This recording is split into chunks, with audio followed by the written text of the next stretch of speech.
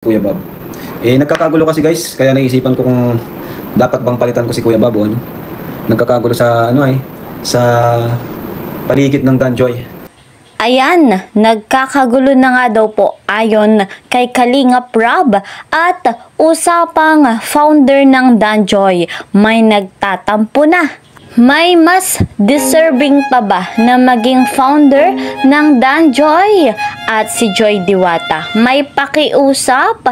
At eto guys mga kalingap, ang exciting part, first payment reveal ni Joy Diwata dito nga po sa Velvet Box. Malalaman po natin ito maya-maya lamang. Isa munang magandang araw at gabi sa inyong lahat saan mang sulok ng mundo. Special shoutout po sa mga Danjoy supporters dyan at patuloy naman nating tangkilikin ang nag-iisang ama ng kalingap, Kuya Val Santos Matubang, gayon din po si Kalingap Rob kasama ng kanilang may bahay, Ate Edna Vlogs and Jackie Tapia. We are one Kalingap, one family. Patuloy po nating tangkilikin at panoorin yung kanilang vlog para mas marami pa pong matulungan at malingap. Ako rin, ang inyong lingkod, Kalingap Kel, ay patuloy na naglalambing at humihingi po ng suporta. Sa bago pa sa aking channel, please po subscribe, like and share my videos. At para lagi po kayong updated, click the notification bell.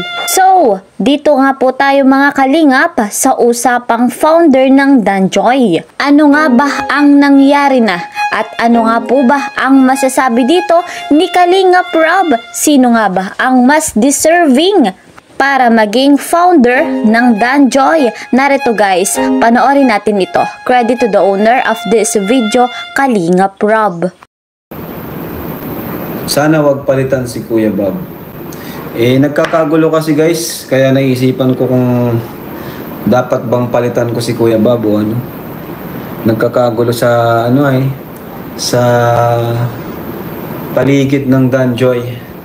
Malinaw po ang sinabi ni Kalingap Rob na nagkakagulo na nga daw po sa paligid ng Danjoy. Ang tanong, apektado ba dito ang mismong love team, si Kalingap Dan at si Joy Diwata? Narito, panoorin po natin.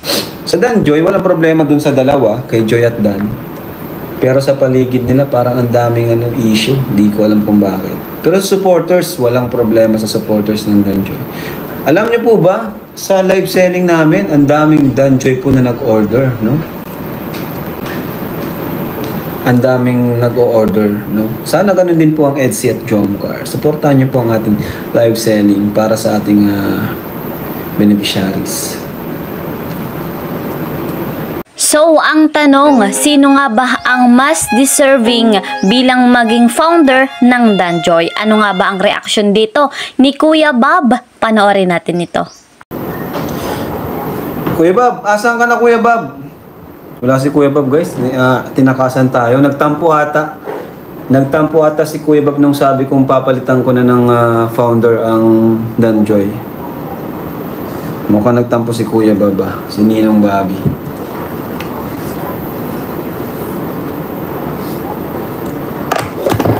Ayan, mukhang nagtatampo na nga ang founder ng Danjoy, si Kuya Bobby. Ano nga po ba ang naging papel ni Kuya Bobby sa Danjoy? Eto, panoorin po natin. Pero nagkataon lang na nang dahil kay Ninong Bobby, nabuo ang Danjoy. Kaya malaki din talaga ang papel ni Ninong Bobby kung bakit may Danjoy, no? Siya yung parang nag-push.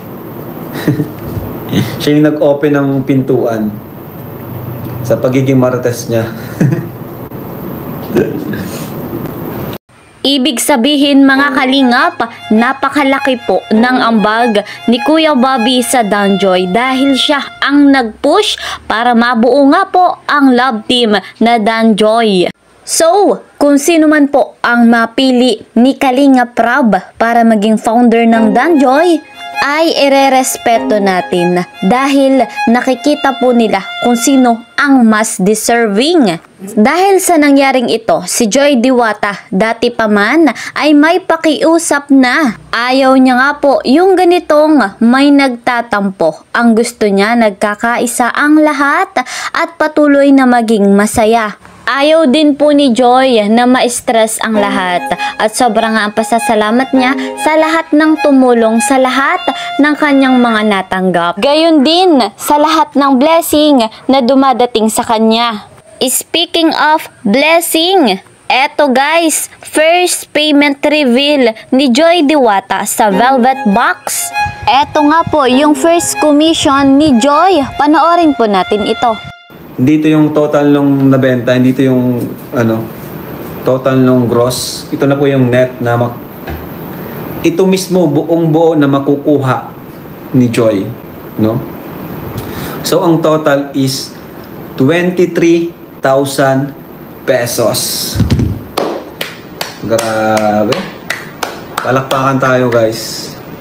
Wow! Grabe mga kalingap, 23,000 pesos ang komisyon ni Joy Diwata. So, makakatanggap po si Joy ng 23,000 guys, no? Yun yung commission na niya yon. Guys, 2 hours lang po silang nag-live selling. 2 hours, no? And nasa usapan nila yun kung magkano bibigay niya kay Dan. Pero alam ko merong din bibigay kay Dan, ano? Pero nasa kanila yun. Pero ang sabi ko sa kanila, hanggat maaari, mas malaki yung para kay Joy. Kasi siya yung beneficiary natin. Di ba guys? 23,000 pesos, buo na niya makukuha yun kasi yun na yung commission. Grabe. Yan yung sinasabi ko, no? Yan yung sinasabi ko na kaya itong pagpili ko sa kanila bilang ambassadress is para sa kanila din ito, no? Para sa future din po nila. Kasi kung tutusin, pwede naman kaming maghanap ng ibang diba? Ng ibang... Grabe guys! Nakaka-proud si Joy Diwata at si Kalingap Dan. At syempre, malaki ang pasasalamat sa Team Kalingap at sa Velvet Box. Biruin nyo po, 2 hours lamang na nagla-live selling. Pero, ang komisyon, grabe, ang laki, 23,000 pesos. At meron pa dyan si Papa Dan. Deserve na deserve po ni Kalingap Dan at ni Joy Diwata yung mga pangyayaring ganito sa kanila dito nga po sa Velvet Box. Ang good news pa nga po dyan, ayon nga po sa chairman of Velvet Box, magkakaroon sila ng sariling item dito sa Velvet Box kung saan sa kanila po mismo ipapangalan. The best talaga at syempre sobrang nakaka-proud nga po ang love team na Danjoy. So, ayan po mga kalingap, hanggang dito na lamang po muna ang ating update. See you po sa next video. Mag-iingat po kayo palagi. God bless everyone. God bless Team Kalingap. Bye-bye!